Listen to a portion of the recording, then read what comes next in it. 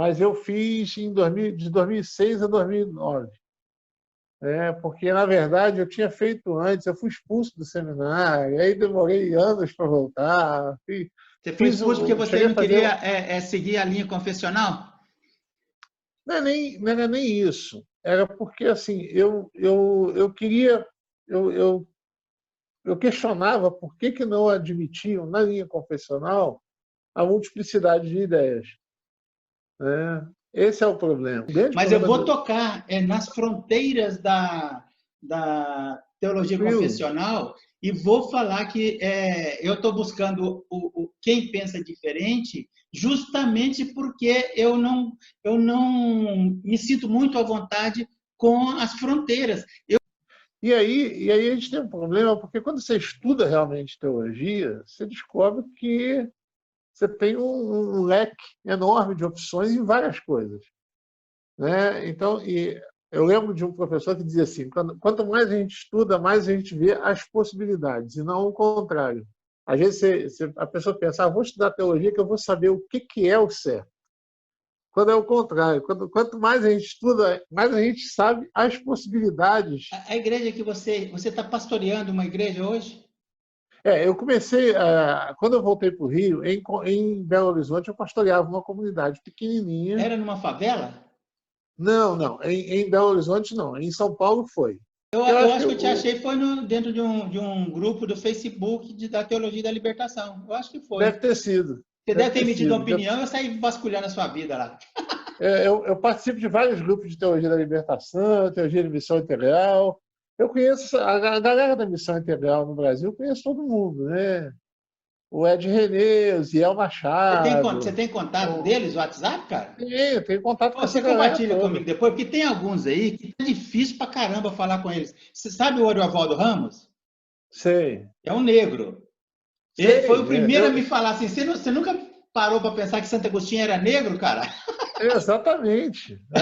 Santo Agostinho é africano, né? Então tem isso. O Ari, eu trabalhei com o Ari na Frente de Evangélicos pelo Estado de Direito. A Frente de Evangélicos no Estado de Direito em Minas, eu que comecei o trabalho.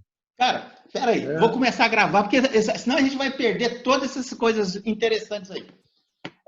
Zé Barbosa Júnior, eu vou pedir para você se apresentar, tá bom? Vou dar uma respirada, já está gravando, vou começar. Imagina que eu estou começando daqui. Continua tão relaxado quanto à vontade. Beleza, estamos de boa. Isso.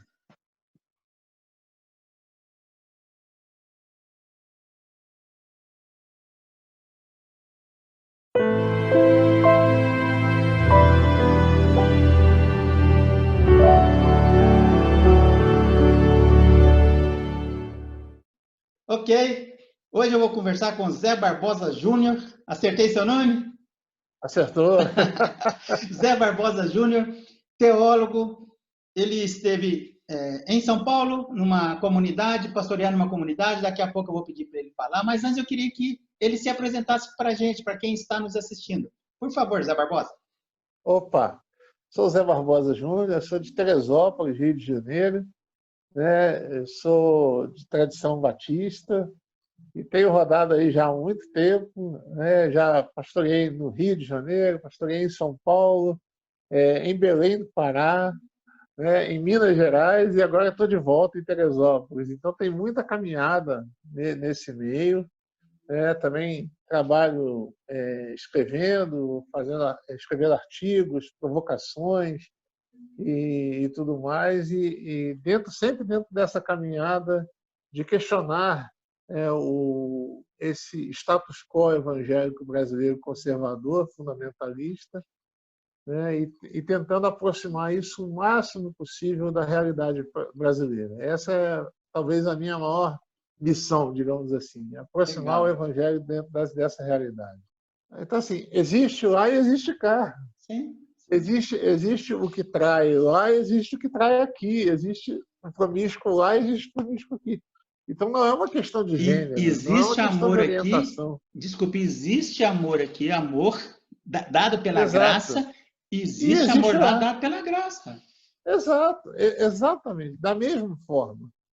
Então, isso é que tem que ser levado em conta. Então, quando eu mergulhei nesse universo, e assim, quando eu fiz esse movimento na parada de 2015, eu não esperava que tivesse tanta repercussão. A gente fez um.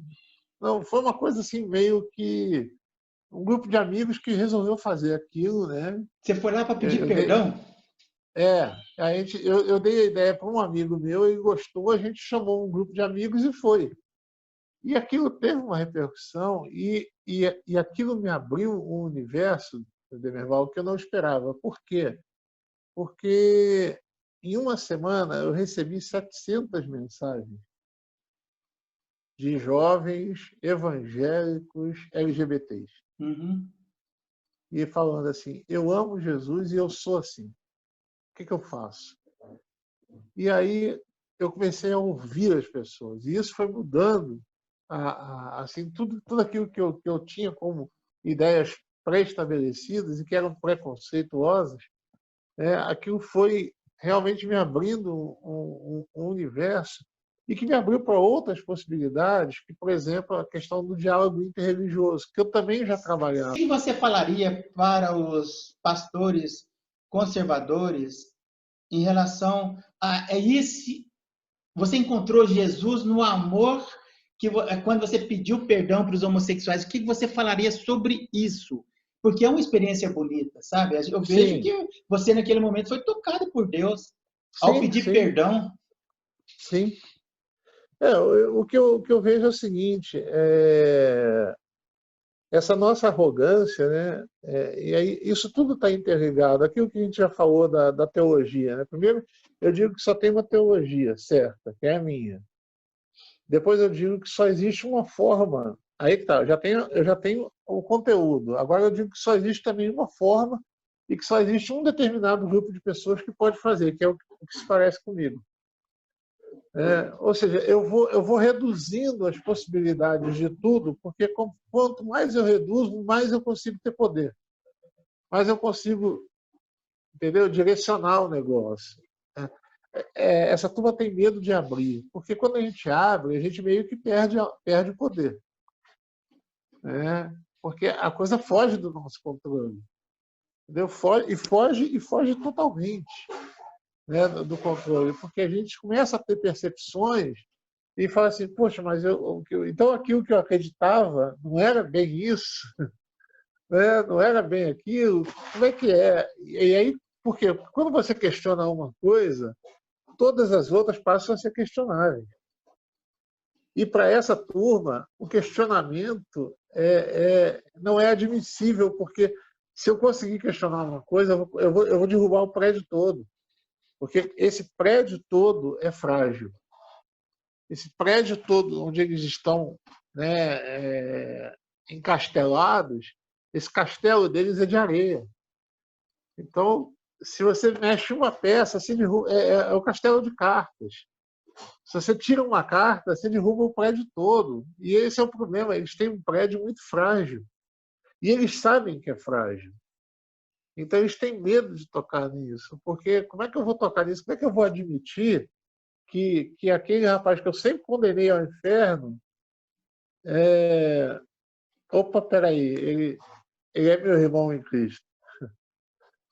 E assim, e aquilo que eu falava que era pecado, não é pecado. Como é que eu vou chegar para a minha comunidade e dizer, olha, eu errei? Ah, mas se errou nisso, pode ter errado naquilo também. Exatamente.